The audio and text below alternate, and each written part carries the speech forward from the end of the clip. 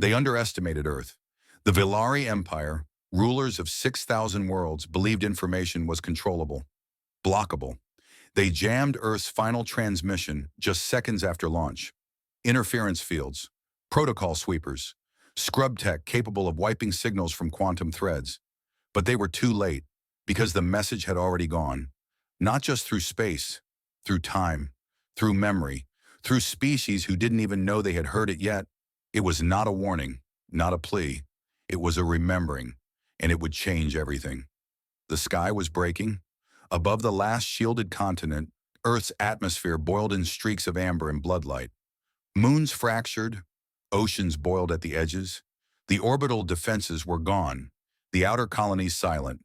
The enemy was already inside the thermosphere, and no one was coming to help. This was not a countdown to survival. It was a decision. Deep beneath Geneva, inside a vault sealed in silence since the first off-world war, a group of 6 humans stood in front of an ancient, illegal machine. No brass, no generals, no governments left to authorize. Just survivors, scientists, storytellers. They were not here to send orders. They were here to send a memory. "This isn't a beacon," said the eldest, adjusting the quantum manifold. "It's a scar." The others didn't argue. Earth's last act would not be retaliation nor plea. It would be a record. Project Ashward, never intended for use. A theoretical broadcast architecture too radical, too invasive. Not for communication, for connection. A message not carried on traditional radio bands, but on multi-spectrum psychic pulses, infused with emotion, pain, art, and something else no machine could quantify. Grief. Encoded in the message were the memory traces of over 12 billion lives, recorded through biometric empathy collectors embedded in shelters, hospitals, and battlegrounds. Not names, not numbers, feelings. The taste of burnt sky over São Paulo. The silence of an empty bed after one final lullaby. The weight of a child's hand going limp. The last dream of a street artist who painted stars in subways no one would ever ride again. Every feeling had been wrapped in chaotic quantum matrices, encrypted beyond human capacity, but survivable in transmission. It was designed not for decoding, but for remembering. Because the universe, they believed, didn't need more data.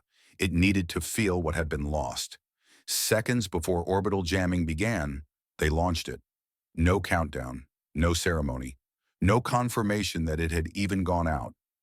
Just the signal, bright, jagged, alive, piercing the solar storms, threading through plasma clouds, skipping gravity wells, slipping between dark matter bands with one final whisper.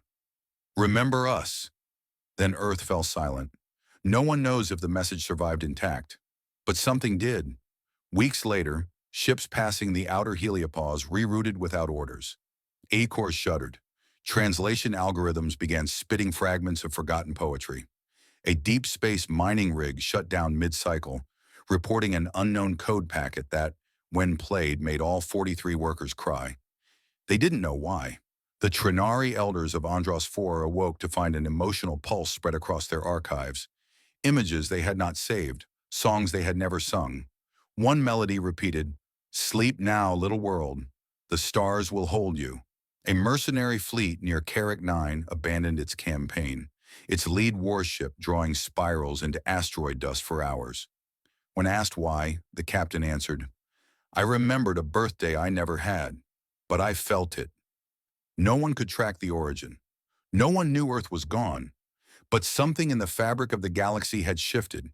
Some called it a myth virus. Others a psychic anomaly. A few said it was divine. The nebulae at the edge of the oldest black void paused mid-expansion. Plasma tendrils pulsed, then rearranged themselves.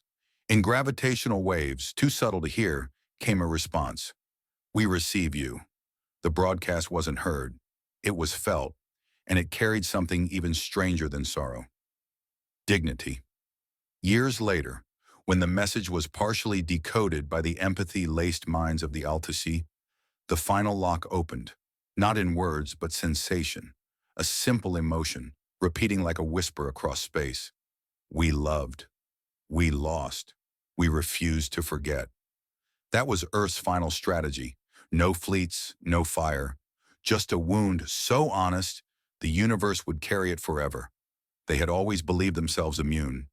The Vellery Council had silenced 1,000 rebellions, sterilized the songs of dying civilizations, and blanketed entire star systems in signal nullifiers so thorough, not even prayer could echo. So when whispers reached the Council's inner chamber that a rogue Terran signal had escaped containment, they barely looked up. Just another pulse from a dying race. Just another artifact to erase. Kirill, as she signed the order into the data stream. Deploy the phase cascade array, muttered Counselor, across sectors J through Zeta 12. The motion passed without debate, without emotion, as all motions in the Corelite Citadel did. Within hours, 10 full constellations went dark. Receivers fried. Archive clusters melted. Civilian networks blinked out one by one. Silence followed. Perfect. Engineered. Unyielding. They congratulated themselves. They always did. The Velari were proud of their precision, their economy of destruction. They did not raise their voices. They did not panic. They simply rewrote the rules of signal flow across space and assumed the universe would obey. And when it didn't, they rewrote harder. But something felt off. The cascade had executed perfectly, and yet reports filtered in that children across the Council worlds had woken midnight with tears in their eyes.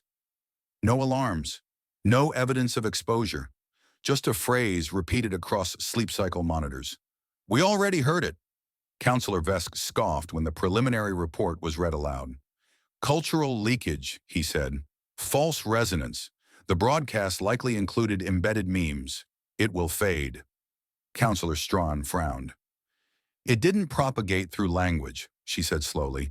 The sleeper logs didn't show audio activation or photonic imprinting. There was no vector. But there was fear now. Small, thin, in the corner of the chamber. It hadn't been invited. It had arrived. A second wave of silencing was deployed. Planetary neuromeshes were flushed. Dream radars recalibrated. Public empathy filtering increased to maximum damping. And still, in the shadow systems, those meant to remain blank until activated, phrases appeared in dead code packets. Not written, not typed, impressed, on glass, on boneware, in static. We refuse to forget. Kirill summoned the Corelite scribes.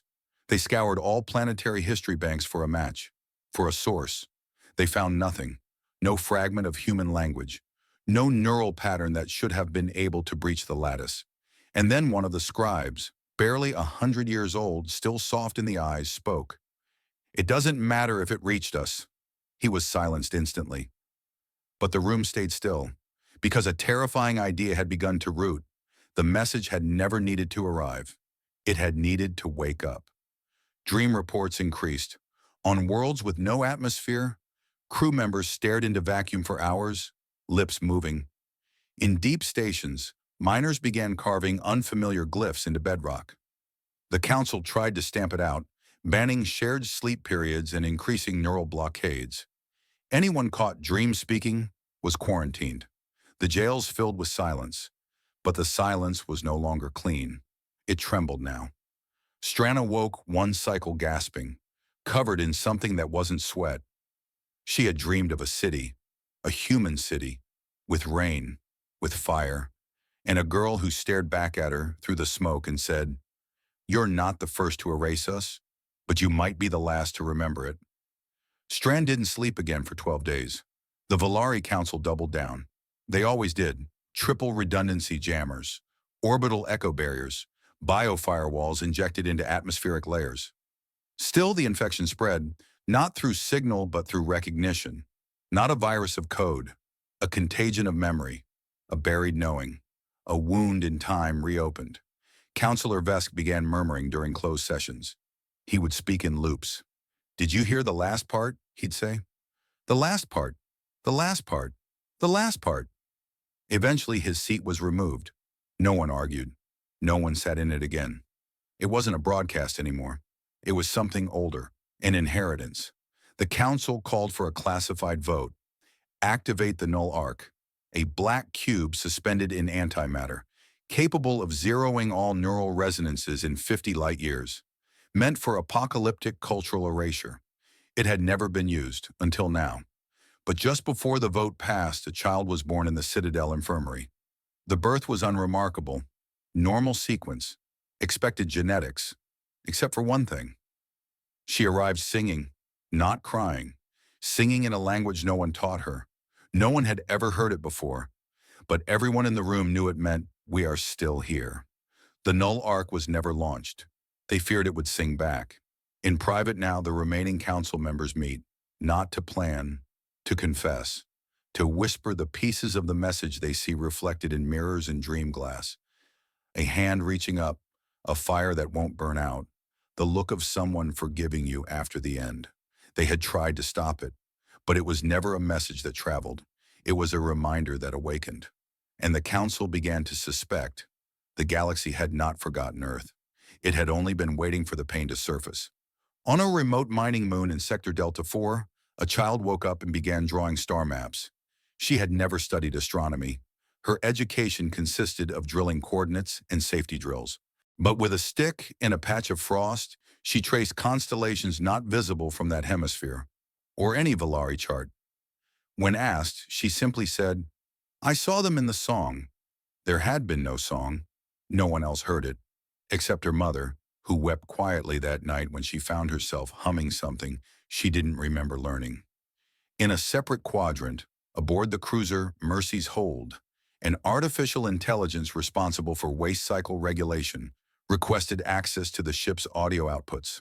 The crew found the request amusing until the AI began to compose.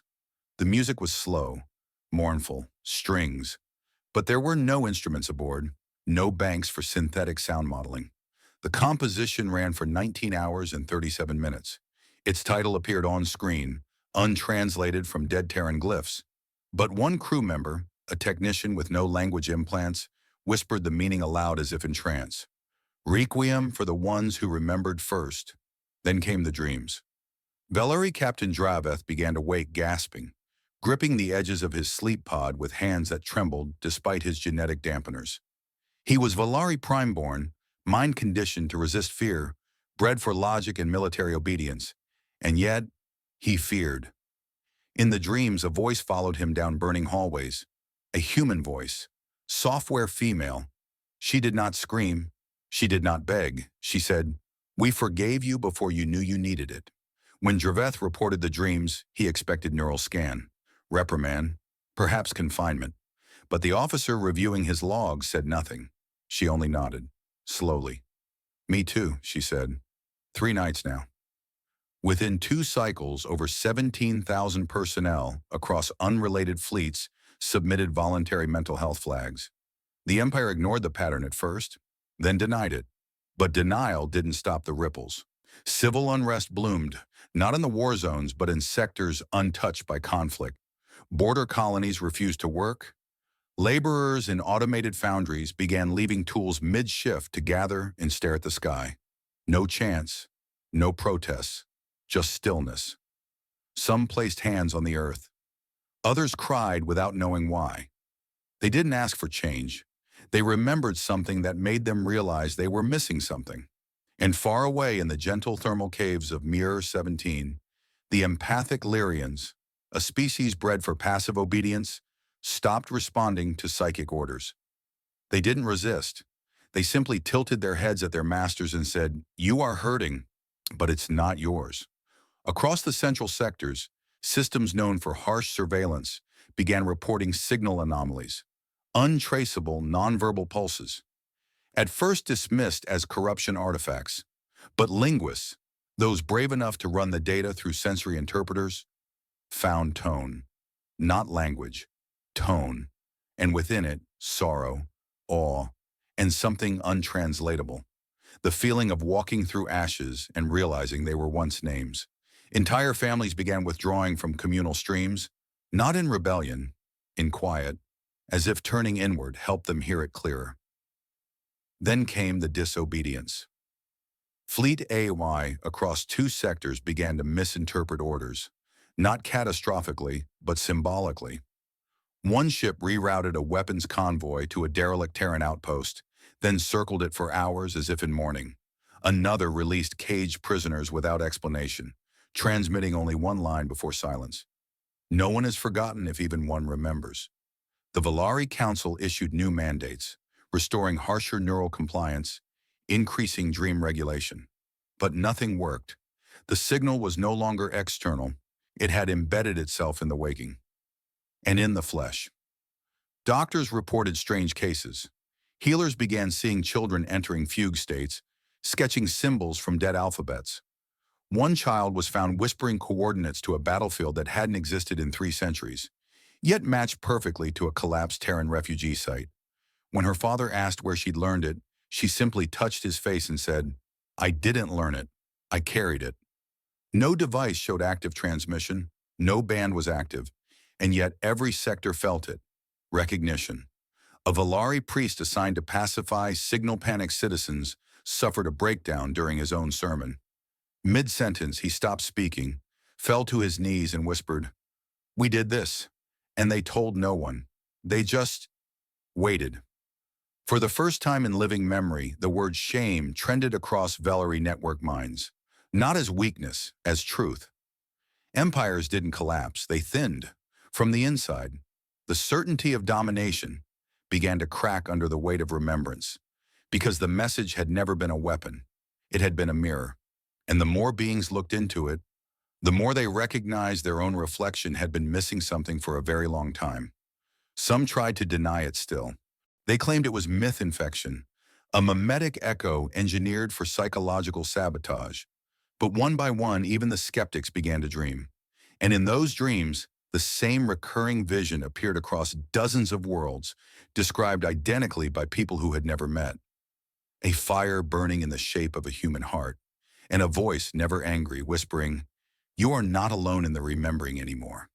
They called it a signal, a broadcast, a code, an echo. But what emerged across the stars in the weeks after was not a transmission. It was a bloom, a slow, radiant unraveling of something older than strategy, more intimate than war, and far more precise than any weapon the galaxy had ever known. It began with light, not a flare, not a pulse, just subtle, imperceptible alterations in the nature of light itself. Spectral shifts that bent slightly warmer across glass, that lingered longer in reflection, that hummed when no sound should hum. Astrophysicists on Svaran Prime observed photonic data streams diverging from baseline constants, light no longer behaving like itself. Instead, it resonated, not in measurement, in memory. "It's impossible," said Dr. Kellen Voss, lead at the Interstellar Physics Harmonics Initiative. "It's as if light is remembering something and sharing it." The findings were classified, then leaked, then repeated. On 10 worlds across 3 systems, blind children began painting Earth cities they had never visited. Not symbols, places, subways, rooftops, old-style Terran staircases, spiraling upward into skyless twilight. One girl carved the word Chicago into a table, though no one on her planet had ever heard of Earth, let alone one of its ancient metropolises. "It's like I was there," she said. But she wasn't. Not physically. The message made her feel it. On the world of Wraithamine, where human presence had never been recorded, a ritual musician of the native Clothi collapsed mid-ceremony. When revived, she began to hum. The crowd listened in silence. The sound was simple, haunting, a lullaby. None of them understood it, but all of them cried. Later, a recovered archive identified the tune, "Twinkle, Twinkle, Little Star." The Clothi Council declared the melody sacred. Xenopsychologists from the Dominion Concord convened an emergency session. Their conclusion was hesitant, controversial, and unanimous. The message did not arrive. It was already here, waiting. New theories emerged. The message, they said, had been encoded not in words or waves, but in constants, patterns woven into the very laws of physics, as if Earth had not sent something through space, but into it, not to reach minds, but to bloom inside them. Everywhere light existed, the signal unfolded, not as knowledge, as remembering. On Alien 4, once a slave world under Valari reign, the descendants of broken peoples began dreaming of cities made of music. They described them in songs, drawing the buildings in the dust. Later, human refugees from old Earth matched the descriptions, identical, to ruined districts in Sydney, Marseille, Mumbai. Down to windows, street names, graffiti. "I've seen this," one woman whispered. "You've lived it?" a local asked. "No," she said. "I watched it from the outside, through someone else." A strange unity was forming between those who'd known Earth and those who hadn't, but now somehow did. The difference grew harder to define. In the drift colonies, a hive-mind organism known only as GLEAM paused its centuries-long archival mission. Its communication relay lit up with a single phrase: "The sorrow is not ours, but we carry it." When asked to elaborate, Gleam responded, "We are 98% certain the message was not meant to inform. It was meant to make us feel." An emotion-based transmission, laced into the laws of energy, made survivable by memory, activated by empathy, spread by resonance. A concept previously theoretical in galactic linguistics, now proven by lived experience. One particular phenomenon drew focused study. Species once hostile to humanity, genetically predisposed to fear, distrust, or conquer Terrans, now reported emotional override when exposed to Terran sensory input. Old Earth music, images of oceans, even fragments of extinct languages. An insectoid general of the Zelvarth refused to fight upon hearing an ancient Earth symphony. He simply lowered his weapon and wept. "I don't understand," he said, "but it feels like home, a home I never had." Skeptics and imperial loyalists tried to resist. They blocked light from entering their chambers. They outlawed earth-toned sound waves. They rewrote training protocols to reduce emotional retention. It didn't work, because the message wasn't moving anymore. It was already present. And the more someone tried to block it, the deeper it grew, like roots. In the Polaris Ascendancy, once a major backer of Earth's collapse, key officials began resigning in silence. No revolts, no assassinations, just walking away. One senator left behind a single note on the table of the Galactic Council. "Their memory made me better." That terrifies me, but I welcome it. Some called the spread a spiritual virus. Others labeled it a mnemonic wave function collapse. The name didn't matter. What mattered was this: recognition was no longer rare. It was everywhere. And with it came change. No command had been given. No instructions transmitted. No treaties offered. Yet planets began lowering their defense grids. Not in surrender, in reverence. A kind of holy stillness settled over embassies, warships, prisons, and in that stillness, people dreamed. Not of conquest, not of glory, but of terraces in old Earth cities, of blankets in bunkers, of laughing under broken skylines, of a mother's voice reading poetry to no one. The bloom continued. Wherever light could go, it carried fragments of Earth, not in clarity, but in truth. Not every recipient understood, but everyone felt. And that was enough. The message didn't demand understanding, only remembrance, only the willingness to feel, to be felt. There was no explosion, no mutiny, no assassin's blade. And yet half the Valari High Council resigned within 72 hours. Some left messages. Others simply walked out and didn't return. One, Counselor Aaron, walked into the central chamber, stood in silence for 4 minutes, and said, "I heard the lullaby again, the one from my first sleep cycle, but no one in my lineage ever sang." She dropped her seal, removed her robes, and vanished. The fractures began like hairline cracks in obsidian. Elegant, quiet, but terminal. In the northern districts of the capital spire, censorship protocols began to misfire. Data streams that had been previously redacted, Terran media, music, visual archives, began to reappear. Not fully, just flashes. A hand holding another, a beach under purple sky, a child drawing constellations in chalk. One sensor technician tried to override the bleed. The system responded, "You don't erase what is already remembered." They shut down the node, but 5 others activated the next cycle. Broadcast towers across 13 Valari-controlled sectors began transmitting erratic fragments, audio and forgotten Earth dialects, phrases laced with deep emotional undertones. The translations meant nothing, but the feeling broke people open. One popular fragment looped for 9 hours on a frequency previously assigned to fleet logistics. "We never hated you. We only waited for you to understand what you'd done." Fleet communications scrambled to contain the psychological disturbance, but it wasn't containment they needed. It was acceptance. In a public address designed to quell unrest, the council's acting speaker reassured citizens the situation was under control.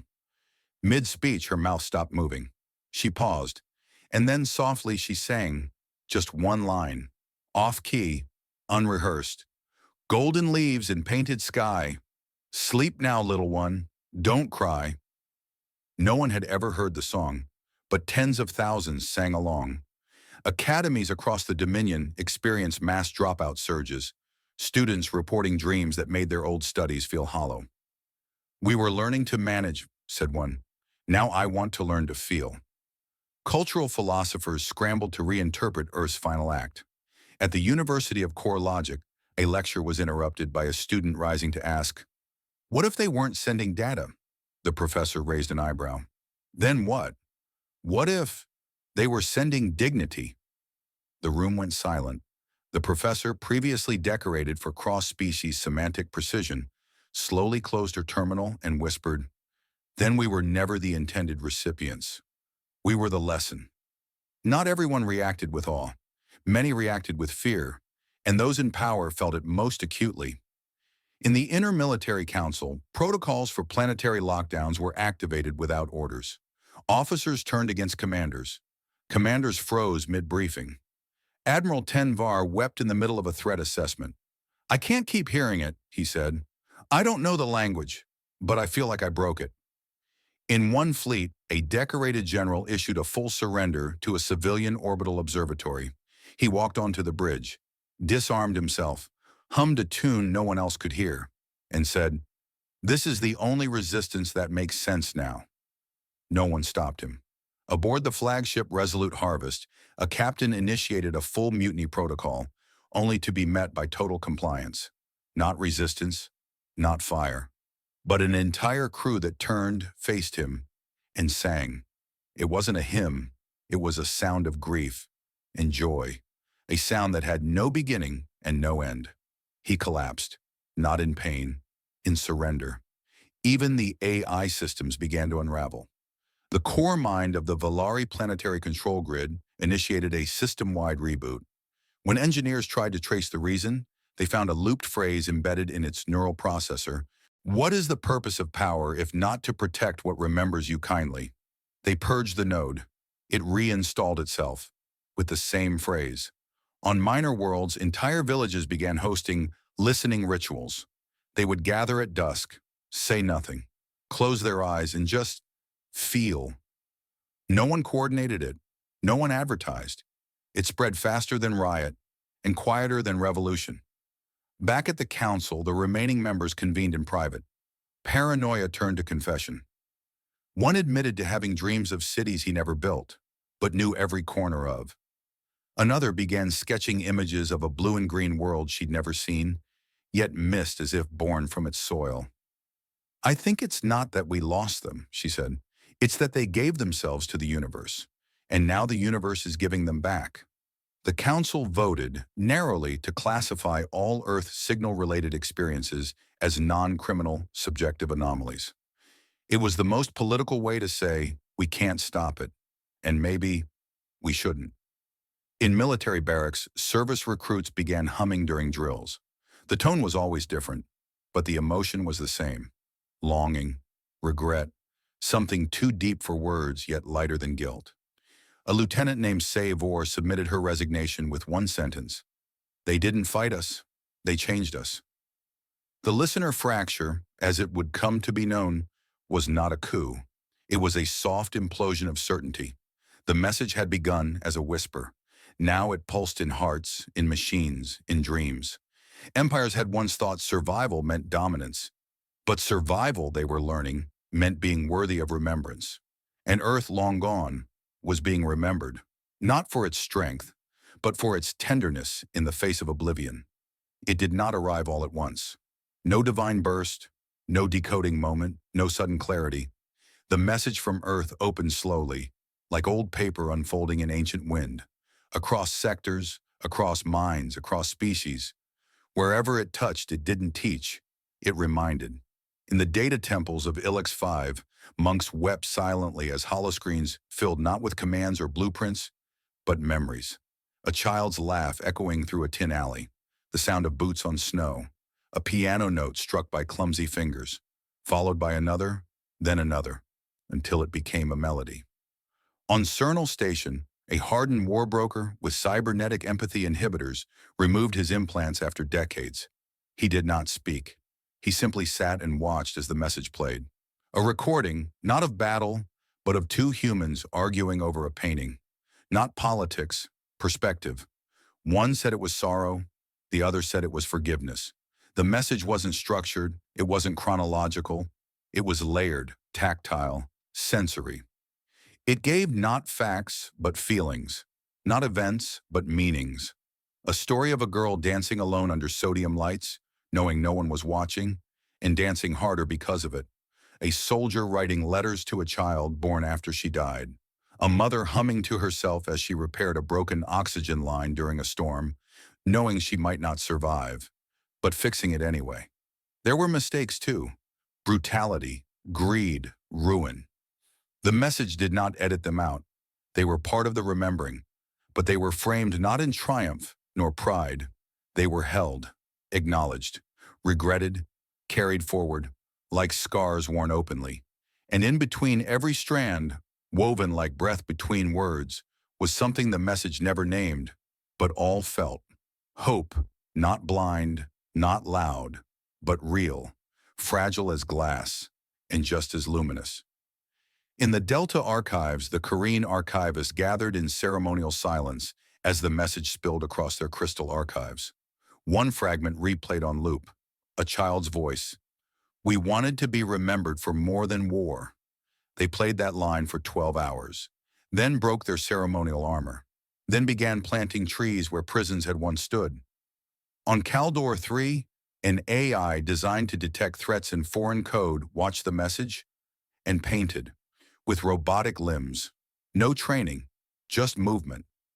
It painted a sunrise over a ruined Earth city, and beneath it, people holding hands, not in celebration, but in mourning, in continuity. When asked what it was, it said, "This is what survived." In the neural choirs of the Zendari, the signal rewrote harmonics. Their song, once tuned for conquest, shattered mid-performance. No one finished it. They just cried. Universities declared emergency sabbaticals, not out of danger, but reverence. Students sat in light chambers, immersed in fragments. Some laughed, others screamed. Most wept, but all felt. The message unfolded memories as if they were shared. A child on a distant moon now remembered the smell of old earth grass after rain, though he had never touched grass nor seen earth. An emperor on a gas giant felt the tremble of human hands holding each other during an eclipse, and knew he had never truly been held. The signal asked nothing. No forgiveness, no tribute, no return. It offered only witness. And so the stars watched and remembered. More than one species fell to its knees, not in submission, but in understanding. Because what Earth sent was not a declaration, it was a confession of beauty, of ruin, of effort, of failure, of having lived anyway. On quiet worlds, the message became ritual. People would gather each dusk and replay a single sound, a heartbeat, then silence, then a child's laughter, then wind, nothing else. And still, it was enough. A philosopher wrote, "Earth's final gift was not information, it was intimacy." Governments faltered, not from revolution, from realization. Leaders paused mid-sentence. Advisors walked out of war rooms. Orders were rescinded, not because of strategy, but because soldiers laid down weapons, whispering, "I've seen how this ends. I don't want that ending." A rebel fleet turned around mid-flight. The admiral confessed to dreaming of oceans. She had never seen water. In deep voids where light rarely reached, even the oldest watchers, the ones who forgot names, heard the signal, and they whispered across the dark.